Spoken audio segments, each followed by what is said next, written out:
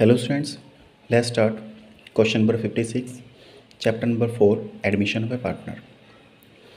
इस क्वेश्चन में आपको गिवन है ए और बी, आपके दो A and B, all ratio given है 3:2। सी एडमिट होता है 1/8 शेयर से एंड कैपिटल के लिए 15,000 लेके आता है। ठीक है, इसके बाद यहाँ पे कैलकुलेशन के लिए हमारे पास कुछ इन्फॉर्मेशन दिया हुआ है कि गुडविल के लिए कुछ प्रॉफिट दिया हुआ है 3 साल का, और इसके बेस पर हमें गुडविल कैलकुलेट करनी है।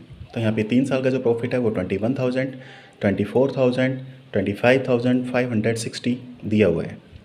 इनका एवरेज निकालने के लिए हम 3 से डिवाइड करेंगे। गुडविल कैलकुलेट करने के लिए यहाँ पे गिवन है कि 2 ईयर परचेज के बेस पर इसको कैलकुलेट करना है, तो मैंने यहाँ पे 2 से मल्टीप्लाई कर दिया। इन तीनों का सम आया आपका 70,560, 3 से डिवाइड कर दिया, मल्टीप्लाई 2, तो ये करके आपका 47,040 रुपीज़ आया, 47,040। अब सी का शेयर था 1/8, तो इसका कैलकुलेट करेंगे हम, तो ये आपका 5,880 मीन्स 5880 आपका सब शेयर आ जाएगा। सेम वही कि जैसे हमेशा हम करते हैं कि ओल्ड रेशो गिवन है, नया पार्टनर इससे एडमिट हुआ है, बाकी कुछ नहीं दिया हुआ कि इस पार्टनर ने किससे कितना लिया हुआ है। It means that the old ratio will be the sacrifice ratio, कि ओल्ड रेशो ही आपका सेक्रीफाई रेशो होगा। ये गुडविल का अमाउंट जो आपका 5880 आया था, इस 5880 को 3:2 में मैंने डिवाइड कर दिया है, जो आपका आया 3528 एंड 2352। कोई डाउट यहाँ तक? अब क्वेश्चन में हमारे पास जो इन्फॉर्मेशन दिया हुआ है, उस इन्फॉर्मेशन में हमें रीवैल्यूएशन के लिए कोई भी इन्फॉर्मेशन नहीं है। इसका मतलब रीवैल्यूएशन अकाउंट बनाने की यहाँ पर रिक्वायरमेंट नहीं है। सीधा सा पार्टनर्स कैपिटल और बैलेंस शीट यहाँ पर हम बनाएंगे।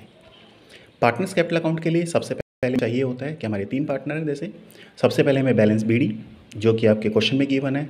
ठीक है, बीडी हम लिखेंगे, जैसे इसका है 51,450, इनका 36,750। उसके बाद में अब जो आपका पार्टनर है सी, यहाँ पर कैश लेके आता है 15,000 फॉर कैपिटल, तो सी के कॉलम में 15,000 लिख देंगे बाय कैश।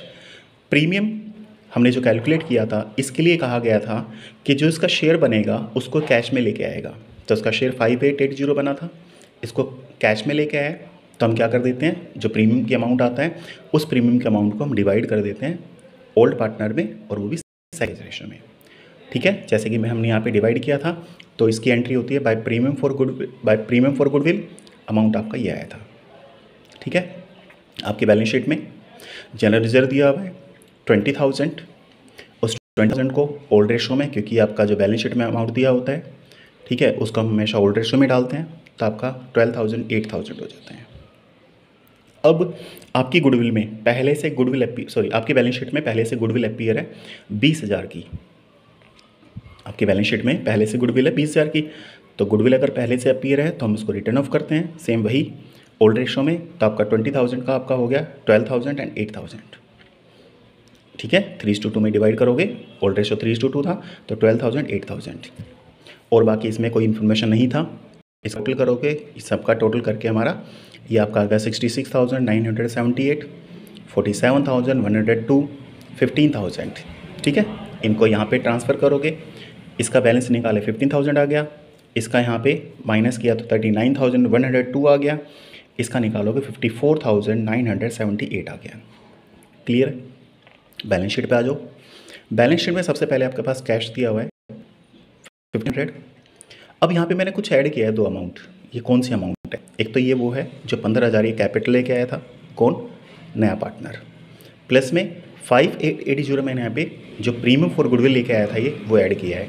इन तीनों को ऐड करके मेरा अमाउंट आया 22,380 रुपीज़।